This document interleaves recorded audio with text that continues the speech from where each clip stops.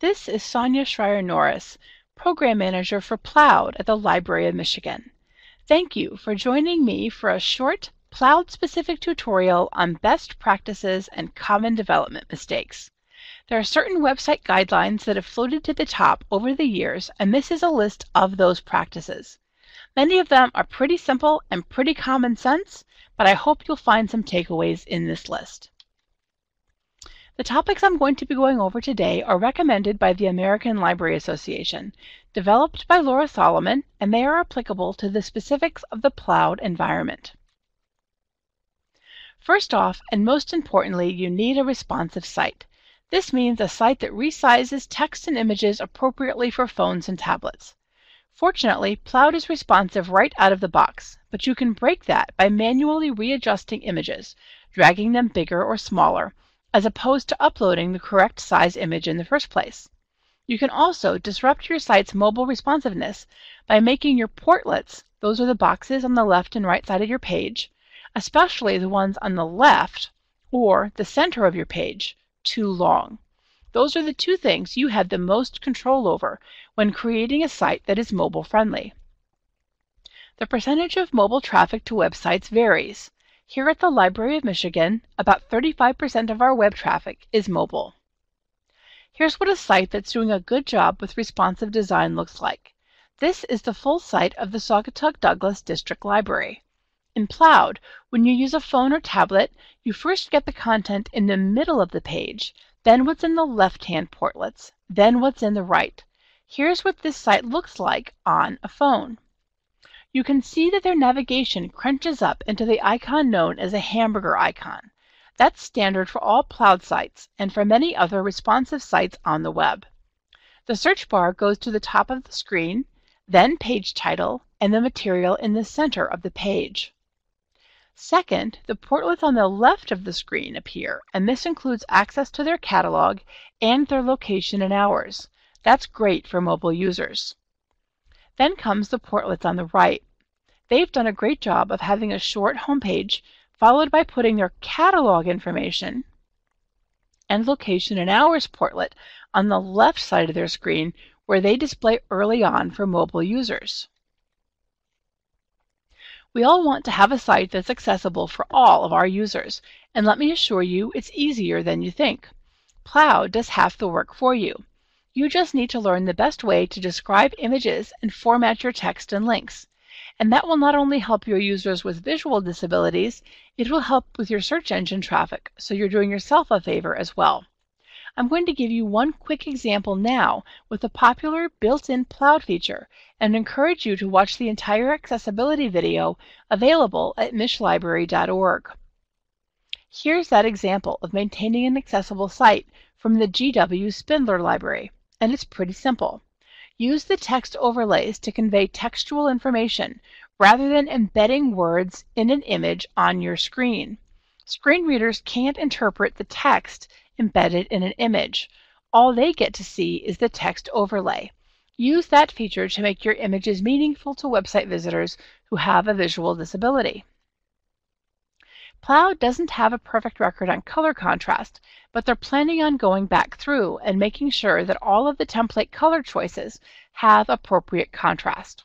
In the meantime, you can help by not choosing a poor color contrast if you change the color of your text or in your images.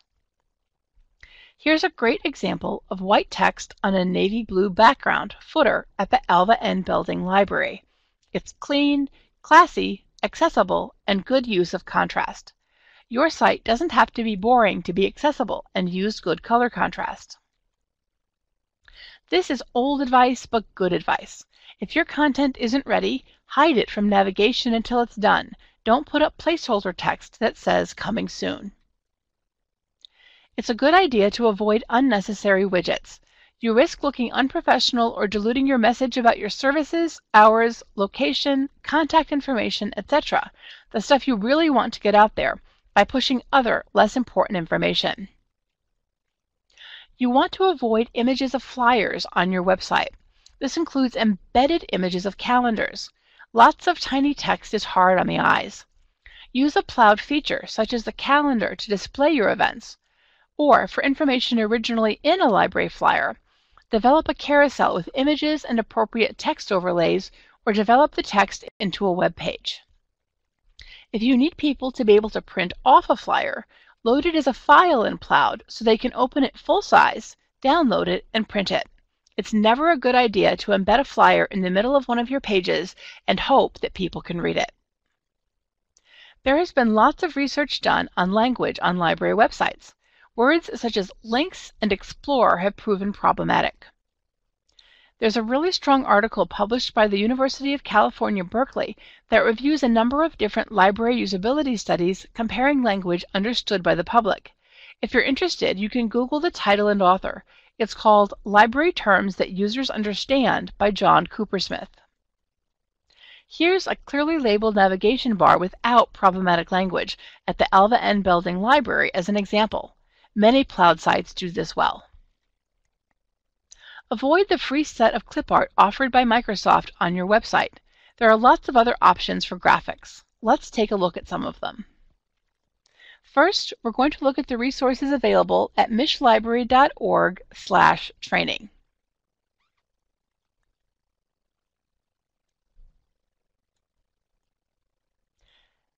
At mishlibrary.org/training, we have a variety of resources available regarding graphics and your Ploud site. In the upper left corner, I have some graphics editing software options. If you don't have graphics editing tools at your library, there are a number of places that you can go to work with your images, including Canva, Pixlr, Photor, and Photoshop Express Editor. They're all great choices, and I would encourage you to explore them. There are also some wonderful places to get free and low-cost graphics. On the left, I've broken them up into Tier 1, Modern Graphics and Photos, and Tier 2, Historical Photos and Drawings. If you need high-quality graphics for your website, I would encourage you to check out Flickr Commons, freeimages.com, Icon Finder, Morguefile, Pixabay, and other sources for these resources. If you have a small budget and could afford to buy some images, there are some other wonderful sites where you have some options for high quality graphics, including 123RF, Fotolia by Adobe, PhotoDune, and PressPhoto. These services allow you to purchase pay-as-you-go credits, often in small credit packs, for $1 or $2 per image. Also, if you need a library logo, there are some great sources that sell them for approximately $1 to $30 a piece, including Icon Finder, which also has free resources, and Graphic River. The second resource I'd like to show you today is the Google Images hack. This is really handy. If you go to Google Images and do a search for something simple like book, you'll come up with lots of different pictures. The question is, are these available to you to use on your site for free or without attribution? You can go to Tools, Usage Rights, and select Labeled for Reuse, and the images will change. These images are all available to you to use on your site for free without running a mess of copyright restrictions. Google Images is a great source.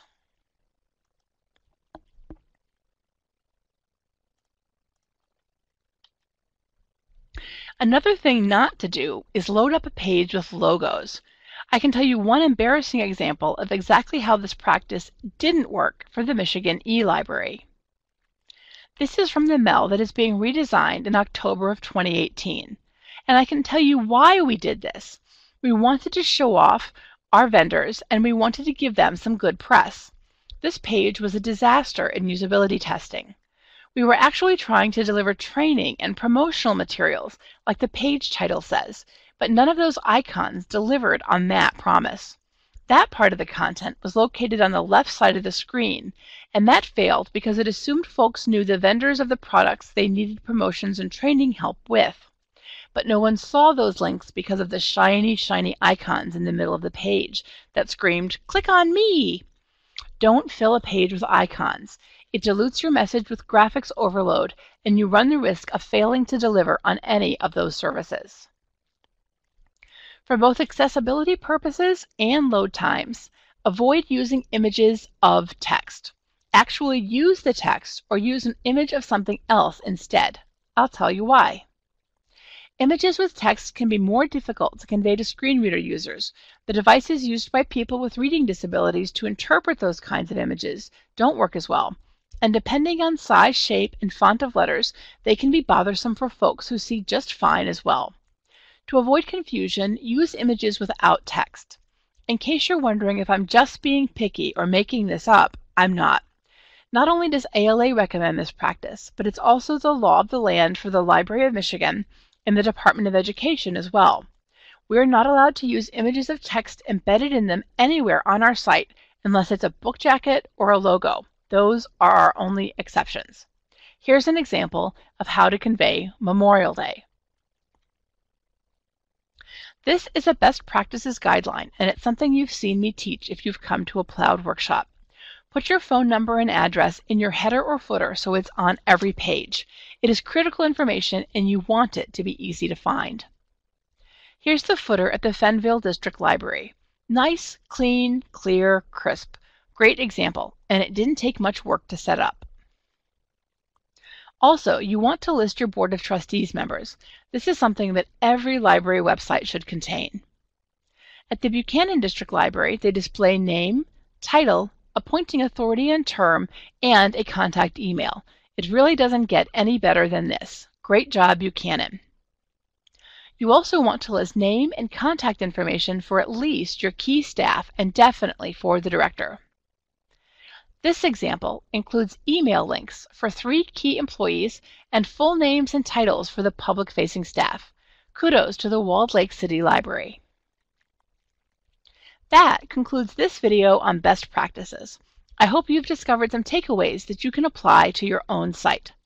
This project was made possible in part by the Institute of Museum and Library Services. Have a great day.